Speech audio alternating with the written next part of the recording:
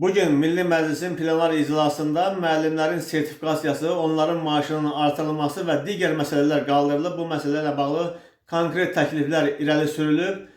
Deməli, bilirsiniz ki, Elm və Təhsil Nazirliyinin sistemində olan müəssisələrdə işləyən müəllimlər bir neçə ildir ki, sertifikasiyadan keçir və onların topladıqları ballara uyğun olaraq maaşlarına əlavələr olunur. Artıq bu deməli təcrübə Mədəniyyət Nazirliyinin tabelindəki təhsil müəssisələrinə də şamil olunur və bununla bağlı qanunvericiliyə dəyişiklik edilir və Mədəniyyət Nazirliyinin tabelində olan müəssisələrində işləyən müəllimlər də sertifikasiyadan keçiriləcək. Elə bu mövzu müzakirə olunub. Təkcə sırf Mədəniyyət Nazirliyinin tabelindəki müəssisələrdə işləyən müəllimlər yox, ümumilikdə ölkə üzrə sertifikasiya məsələləri, müəllimlərin sertifikasiya məsələləri, onların maaşının artırılması, maaşlarına əlavələrin olunması məsələsi, sertifikasiya prosesinin azaldılması və s. ilə bağlı məsələlər müzakirə olunub. Bununla bağlı konkret təkliflər irəli sürülüb. Beləliklə, deputat Vüqar Bayramov bildirib ki, Əmək Məcəlləsinin 67-2-ci maddəsində təklif edilən dəyişikliklərə əsasən bütövlükdə incəsənət məktəblərində çalışan təhsil verənlər də sertifikatlaşdırma imtahanlarına cəlb olunacaqlar.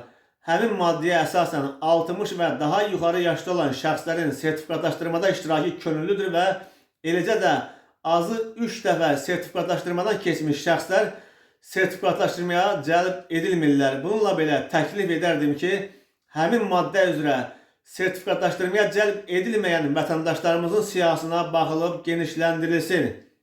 Millət vəkili bildirib ki, müzakirə edilən layihə üzrə incəsənət sektorunda beynəlxalq müsabiqə qaliblərinin sertifikatlaşdırmadan azad olunması məqsədə uyğun olardı. Eyni zamanda məcəllənin 67-ci maddəsinə əsasən 3 dəfə deyil, ən azı 2 dəfə sertifikatlaşdırmadan keçmiş şəxslərin sertifikatlaşdırmaya cəlb edilməsini təklif edirəm.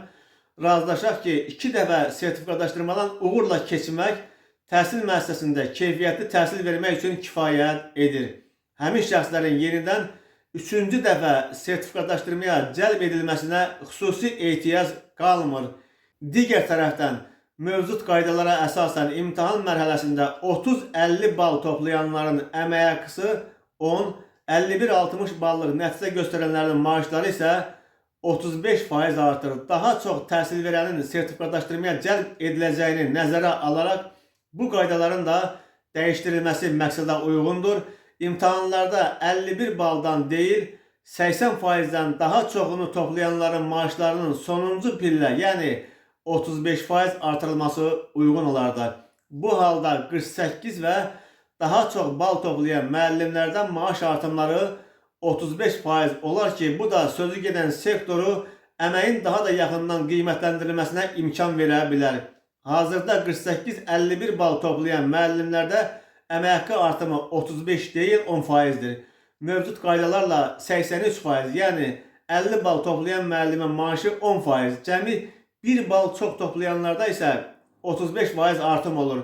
Beynəlxalq qiymətləndirmə standartlarına uyğun olaraq 80%-dən daha çox nəticə göstərənlərin maaşlarının 10 deyil, 35% artırılması məqsədə uyğundur deyə Vüqar Bayramov təklif edib. İclasda iştirak edən Mədəniyyət Nazirinin müavini Səadət Yusifova deputatın təklifinə münasibət bildirib.